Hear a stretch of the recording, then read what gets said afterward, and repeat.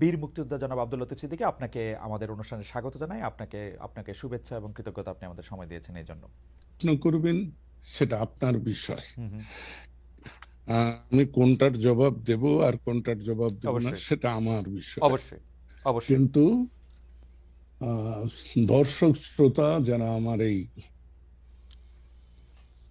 কথা শুনবেন তাদেরকে আমি বলে দিতে চাই যে আমি যেমন অপরিণামদর্শী নই, স্থান কাল পাত্র সম্পর্কে আমি যথেষ্ট বুঝি, তারপরেও আমি যা বলি তা আমার বিশ্বাস থেকে, আমার প্রত্যয় থেকে, আমার অভিজ্ঞতা থেকে। ওকে। এবং আমি বারবার অসম্মানিত হয়েছি এবং আমি বারবার বলি আমি অসম্মানিত হই সম্মানিত হওয়ার জন্য।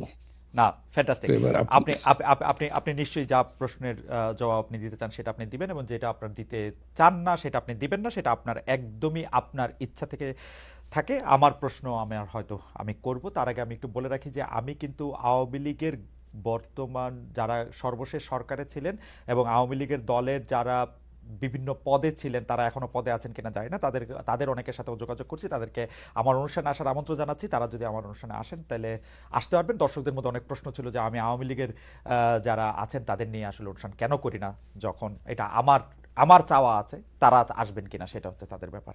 যাই হোক, আমি জনাব আব্দুল লতিফ সিদ্দিকীর কাছ থেকে একটু জানতে চাইবো যে আপনি আসলে কালের সাক্ষী, ইতিহাসের সাক্ষী, অনেক কিছুর ব্যাপারে আপনার আসলে প্রত্যক্ষ অভিজ্ঞতা আছে, অনেক কিছুর ক্ষেত্রে আপনি আসলে প্রধান চরিত্র। সেই জন্য আমরা একটু 10-11 বছর আগের ঘটনা থেকে শুরু করি। আপনি আওয়ামী লীগ সরকারের মন্ত্রী ছিলেন। সেই সময় আওয়ামী লীগ সরকারের থেকে আপনার শেখ হাসিনা, আমরা যদি এইভাবে বলি যে আপনার মন্ত্রিত্ব কেড়ে নেন, দল থেকে বাদ দেন, এবং আপনাকে আসলে কারাগারেও যেতে হয়। উপর থেকে আমরা যেটি জেনেছি যে আপনি হজ, তাবলিগ জামাত তা নিয়ে কথা বলেছিলেন, কিন্তু ভেতর থেকে আমরা যা শুনেছি সেটি হচ্ছে যে আপনার প্রধানমন্ত্রীর পুত্র জনাব সজীব ওয়াজেদ জয়কে নিয়ে প্রশ্ন করা, সে সময়কার প্রধানমন্ত্রীর পুত্র সজীব ওয়াজেদ জয়কে নিয়ে প্রশ্ন করায় আপনার আমি এটাকে পরিণতি বলবো না, আপনাকে এই ঘটনার মধ্যে দিয়ে যেতে হয়েছিল। আপনি কি এই বিষয়ে কিছু বলবেন?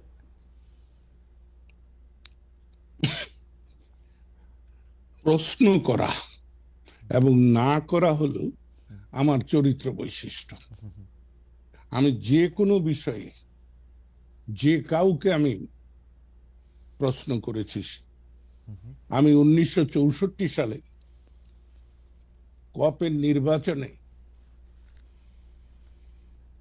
জনাব শেখ মুজিবুর রহমানকে প্রশ্ন করেছি এবং এমন কথাও বলেছি যে আপনি জাতীয়ভাবে যেমন গুরুত্বপূর্ণ, আমি আমার যত বয়স এবং অবস্থানগত কারণে আমি আমার জায়গায় তেমনি আন্তরিক, সৎ এবং নিষ্ঠাবান।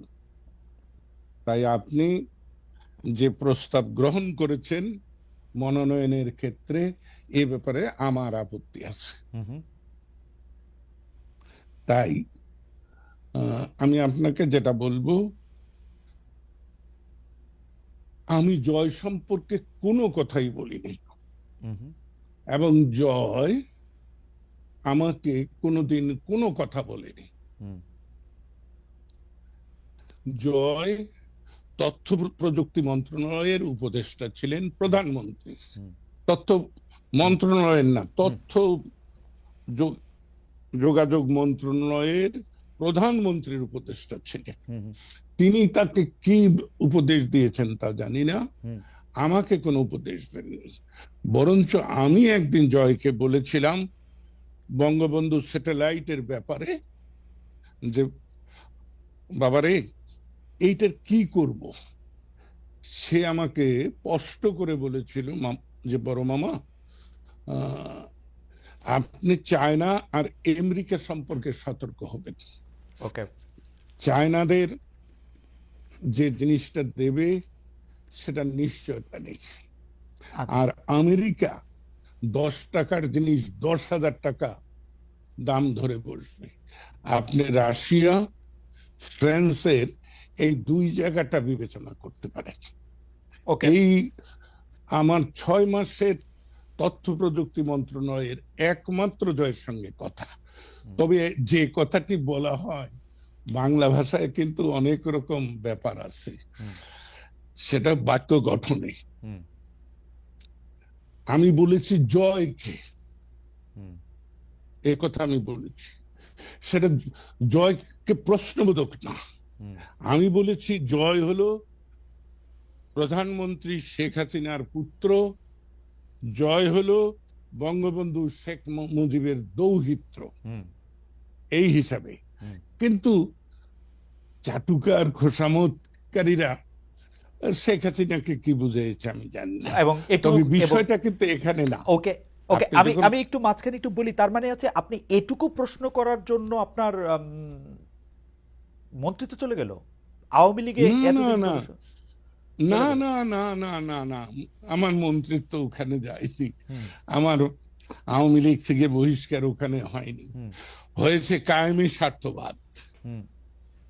আমি শাসন ব্যবস্থায় আওয়ামী লীগের অভ্যন্তরে যে লুটেরা শ্রেণী, আমি নাম ধরে বলি, শেখ সেলিম, হাসনাত আব্দুল্লাহ, লিটন থেকে শুরু করে প্রত্যেকের সম্পর্কে আমি প্রশ্ন তুলেছি। শেখ হাসিনা সম্পর্কে আপনি কোনো প্রশ্ন তুলছিলেন? কার সঙ্গে? শেখ হাসিনা সম্পর্কে না, আমি শেখ হাসিনাকে সবসময় হাসতে হাসতে বলতাম, কারণ এক সময় তো তুই তুকারি করেছি। 50-এর দশকের শেষ 58 সালে আমার সঙ্গে পরিচয়, তারপরে থেকে আমরা আমার অভ্যাস অনুযায়ী তুই তুকারি করেছি।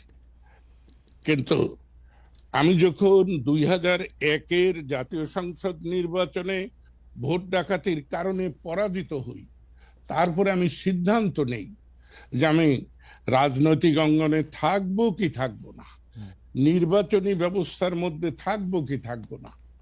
তখন আমি নিজে নিজেই ভেবে নেই যে শেখ হাসিনাকে যদি আমি তুই তোকারি করি, তাহলে শেখ হাসিনা আমাকে কেন সম্মান করবে। তাই আমি তখন থেকে তাকে আপনি বলা শুরু। ওকে, আমরা সরি আপনাকে ইন্টারাপ্ট করার জন্য। আপনি ওই জায়গায় বলতেছিলেন যে কেন আপনার মন্ত্রিত্ব চলে গেল, শেখ সেলিম, হাসনাত আব্দুল্লাহ, আমি সেইটা বলতেছি। জি, সেইটা নিয়ে হ্যাঁ হ্যাঁ, সব। জি, ওই যদিও তারা শেখ পরিবার দাবি করে, আসলে তো পরিবার বলতে কি, নরনারী, তার সন্তান, বৃদ্ধ পিতামাতা থাকলে তারা, কিন্তু এরা তো শেখ পরিবারের আত্মীয় স্বজন। এদের লুণ্ঠনের বিরুদ্ধে, অর্থ পাচারের বিরুদ্ধে আমার বক্তব্য ছিল যে আমরা যে ছদফা আন্দোলন স্বায়ত্তশাসনের দাবি করেছি, সেটা হলো এইরকম যে পূর্ব পাকিস্তানের অর্থ পশ্চিম পাকিস্তানে চলে যাচ্ছে, সেটা আর ফেরত আসছে না। আমরা তো একই কাজ করছি আওয়ামী লীগ রাষ্ট্র ক্ষমতায় এসে। সেটা কি? যে আমরা আমার এখানে একটা ছোট্ট প্রশ্ন আসে। আপনি যাদের কথা বলছেন যে শেখ সেলিম, হাসনাত আব্দুল্লাহ, জনাব লিটন, তারা আসলে রাইটলি আপনি পয়েন্ট আউট করছেন যে তারা বিভিন্ন ধরনের লুটপাটে অংশ নিচ্ছে এবং আপনি সেটা নিয়ে প্রশ্ন তুলেছেন।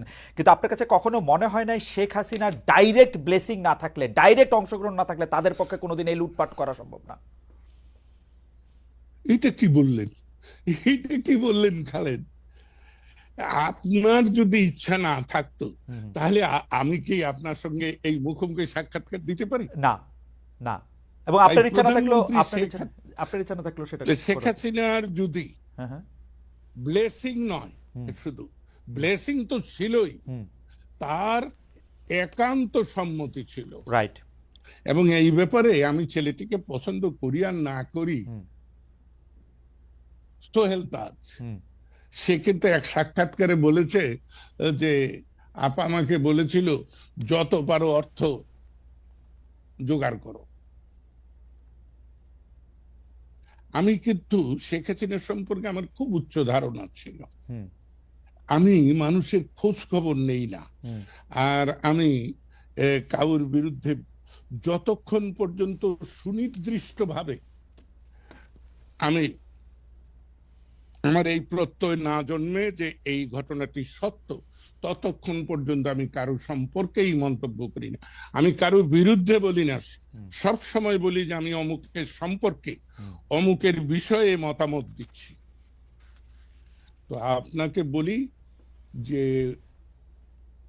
আমরা যখন আমেরিকায় যাই তার দুদিন আগে বাংলাদেশ আওয়ামী লীগের কার্যকরী কমিটি এবং উপদেষ্টা কমিটির যৌথ সভায় আমি প্রকাশ্যে এদের বিরুদ্ধে অভিযোগ উত্থাপন করেছিলাম। আমার এখানে আমি একটু ছোট করে দুইটা বিষয়ে জানতে চাই যে আপনি তো জানেন যে 2013 সালে যে নির্বাচন ব্যবস্থা 2014 সালে যে নির্বাচনের মধ্যে দিয়ে আওয়ামী লীগ সরকার আবার ক্ষমতায় আসলো, সেইটাতে আসলে কোনো নির্বাচন হয় নাই। 154টা সিটে আসলে বিনা প্রতিদ্বন্দ্বিতা নির্বাচিত হওয়ার পর আসলে কারো কোনো ভোটের দরকার হয় না, আবার সরকার গঠন হয়ে গেছে। আপনি ওইটার কোনো প্রতিবাদ করেছিলেন কিনা? এক। দুই হচ্ছে আপনি দল থেকে বহিষ্কার হলেন, মন্ত্রিত্ব থেকে বাদ পড়লেন, ফিরে এসে গত 10 বছরে আপনি এই কথাগুলি প্রকাশ্যে এরকম করে বলছেন কিনা বা বলতে চেয়েছেন কিনা, বলতে কোনো বাধা পেয়েছেন কিনা? জনাব খালেদ মহিউদ্দিন, আমি আপনি 2012 সালের বাজেট অধিবেশনে আমি স্পষ্ট করে বলেছিলাম যে এটাই আমার সর্বশেষ জাতীয় সংসদে উপস্থাপিত বক্তব্য, কারণ আমি ভবিষ্যতে জাতীয় নির্বাচনে অংশগ্রহণ করব না। তারপরে শেখ হাসিনা ব্যক্তিগতভাবে আমাকে অনুরোধ করেছেন যে লতিফ ভাই, আমাকে ছেড়ে যাবেন না, আপনাকে আমার প্রয়োজন। আমি শেখ হাসিনাকে যতটা সম্মান করি বা স্নেহ করি, সমর্থন করি, তার চাইতেও আমি বহুবার বলেছি আমার ব্যক্তিগত দুর্বলতা শেখ ফজিলতুন্নেসা প্রতি। আমি ছাত্রলীগ, আওয়ামী লীগ, শেখ মনি, আব্দুর রাজ্জাক, যদি আমি শেখ ফজিলতুন্নেসার আশ্রয় না পেতাম, তাই ওই মহিলার প্রতি আমি আমৃত্যু কৃতজ্ঞ। সে কারণেও তার কন্যাকে আমি অনেক সময় বিষ হজম করে মেনে নিয়েছি। এবং আমি কিন্তু বলতাম যে দেখুন মাননীয় প্রধানমন্ত্রী, আমি খুব দ্বন্দ্বে থাকি, কখন আমি আপনার মান নষ্ট করি, কখন আমি আপনার মনে আঘাত করি, কারণ আমি সত্য মিথ্যা বুঝি না, আমি যা বুঝি তা আমি না, প্রকাশ কিন্তু জনাব করতে লতিফ চাই। সিদ্দিকী, আপনি যখন মন্ত্রী হলেন তখন সংসদে আপনার যে ভাষণ, সেখানে একটা পুরো অবশ্যই পুরো লয়ালিটি আমরা এটা দেখতে পাইছি অবশ্যই আমার যে নেতা যাকে মানি। অনলি বিকজ যে তার মাকে আপনি এত যৌক্তিক কথা এত আগে থেকে এটা বলে থাকেন, কিন্তু তার মাকে যেহেতু আপনি মানে ভালোবাসেন বা শ্রদ্ধা করেন, তার জন্য তার কন্যার এই দুর্নীতি, এই অপশাসন আপনি মেনে নিয়েছিলেন। হ্যাঁ, আমি একার অকপটে স্বীকার করব, সেজন্য আমি অনুতপ্ত, আমার এত লজ্জা নেই। কিন্তু আপনাকে আমি বলি, আমি যেদিন জাতীয় সংসদ থেকে পদত্যাগ করি, আপনি অনুগ্রহ করে আমার সেদিনের বক্তৃতাটা যদি শোনেন, তাহলে দেখবেন যে আমি কি কি বলেছি। না, তখন তো আপনি মানে আপনি আমার ধৃষ্টতা ক্ষমা আমি করবেন, কিন্তু কিন্তু বিরুদ্ধে বলিনি। তখন তো আপনার পলিটিকে মানে আপনি আপনি আপনি বুঝে গেছেন যে এই আওয়ামী লীগ থেকে আপনি আর কি পাবেন। আপনাকে যে অসম্মানের মধ্যে দিয়ে আপনি শুরুতেই শুরু করেছিলেন, যেটি বলে যে অসম্মানের মধ্যে দিয়ে আওয়ামী লীগ আপনার যেতে হয়েছে ওয়ানলি বিকজ আপনি পরিবারতন্ত্র, গোষ্ঠীতন্ত্র, লুটপাট, দুর্নীতি নিয়ে আপনি কথা বলেছেন। আপনি কিন্তু আপনার নিজের ভাইকেও আপনি ছাড় দেন নাই যখন আপনি দুর্নীতি নিয়ে কথা বলেছেন। সেখানে আপনি যখন এটি বলেছেন, তারপরও এর মধ্যে আপনি যাইতে হয়েছে এইটার জন্য, মানে আমি জানি না, মানে এটা আপনার জন্য একটু বেদনাদায়ক। তারপর আমরা একটু শুনতে চাই যে আপনি আসলে এই 10 বছর আর কি বলতে পারতেন বা বলা আপনার উচিত ছিল বলে আপনি মনে করেন কিনা? আমি সত্য কথা বলি। আমি আপনার যে লোকটি এখানে এসেছে তাকে কথা প্রসঙ্গে বলতেছিলাম যে 25শে মার্চের আগেও আমি স্বাধীনতা নিয়ে দ্বিধাদ্বন্দ্বে ছিলাম। 71-এর 16ই ডিসেম্বরের পর থেকে আজ পর্যন্ত বাংলাদেশ যে সকল সমস্যার মুখোমুখি হচ্ছে, আঞ্চলিকভাবে, আন্তর্জাতিকভাবে, এই বিষয়গুলো আমার আল্লাহ আমাকে বোধহয় এই জ্ঞানটুকু দিয়েছিল ভূ রাজনীতির পরিস্থিতি সম্পর্কে। তাই আমি চেয়েছিলাম পাকিস্তানের মধ্যেই একটা সমাধান, আমাদের স্বায়ত্তশাসন, বাঙালির অধিকার, বাঙালির মর্যাদা। কিন্তু পাকিস্তানিরা আক্রমণ করেছে। আক্রমণ করলে, যে শত্রু আক্রমণ করে, আমি তাকে প্রতি আক্রমণ করবই। তাই আপনাকে স্পষ্ট করে বলি, পাকিস্তান সশস্ত্র বাহিনীর বাঙালি সৈনিকরা সারা বাংলাদেশ আওয়ামী লীগের, ছাত্রলীগের কোন ব্যক্তি সশস্ত্র লড়াই শুরু করার আগে আমি 25শে মার্চ রাত্রেই সশস্ত্র লড়াইয়ের জন্য তৈরি হয়েছিলাম, এবং তারই মহান ফসল বঙ্গবীর কাদের সিদ্দিকী বীর উত্তম, এবং তারই ফসল টাঙ্গাইলের মুক্তিযুদ্ধ। তাই আমি অনেক বিষয়ে মেনে নিয়েছি, মেনে নিতে হয়। আমি কিন্তু বিপ্লবী নই, আমি কিন্তু অসামাজিক নই, আমি একজন পারিবারিক মানুষ। তাই পারিবারিক শান্তি স্বস্তি জন্য আমি অনেক সময় বিষ হজম করি। তেমনি দল করতে হলে দলের মধ্যে বিভিন্ন স্বার্থের সংঘাত হবে, বিভিন্ন সুযোগ সুবিধার লোকরা থাকবে, তাদের সাথে মানিয়ে চলতে পারাটাই কিন্তু দল না, করা। কিন্তু কিন্তু কিন্তু কিন্তু জনাব লতিফ সিদ্দিকী, আমি আপনার থেকে অনেক কনিষ্ঠ বয়সে, বুদ্ধিতে, বিবেচনায়, উচ্চতায়, ওজনে, সবকিছুতেই আমি আপনার থেকে অনেক ছোট হিসেবে আমি আপনাকে প্রশ্ন করতে চাই। দেশ ধ্বংস হয়ে যাচ্ছিল, 3টা টার্ম ধরে কোনো ইলেকশন সেইভাবে হয় নাই, মানুষজন চুরি করে ভোট দিছে, যারা ভোট দিতে চাইছে তারা ভোট দিতে পারে নাই, দুর্নীতির পর দুর্নীতি হয়েছে, দানবীয় একটা পরিস্থিতি হয়েছে, সবগুলি ধ্বংস হয়েছে। আপনি শুধু মানায় নেওয়ার জন্য, শুধু পরিবারের প্রতি ইয়ার জন্য আপনি এটা মেনে নিলেন? আপনাকে কি হ্যাঁ জি না জনাব, জনাব জি জি না, আমি ভবিষ্যৎ চিন্তায় আমি এটা মেনে নিয়েছি। এখনো আমি কিন্তু অনেক কিছু মেনে নিচ্ছি। আপনার কে বলি, আপনি এই 2024-এর বাজেট অধিবেশনে আমার বক্তৃতা শুনবেন। সেখানে আমি স্পষ্ট করে বলেছি যে অনেকেই বলেন আমি শেখ হাসিনার সমালোচনা, আওয়ামী লীগের সমালোচনা করার পরও শেষ পর্যন্ত আমি শেখ হাসিনার পক্ষ অবলম্বন করি। আমি বলেছি হ্যাঁ করি, কারণ আমি দেখতে পাচ্ছি শেখ হাসিনার পরে বাংলাদেশে পরিণতি কি হবে, বাংলাদেশে কে নেতৃত্ব দেবে। 5ই আগস্ট নয়, আমি জুন মাসের শেষ দিক থেকে এই বৈষম্য বিরোধী আন্দোলনকে, কোটা বিরোধী আন্দোলনকে আমি সমর্থন করেছি। কিন্তু আমি কিন্তু বুঝেছি যে কি হবে।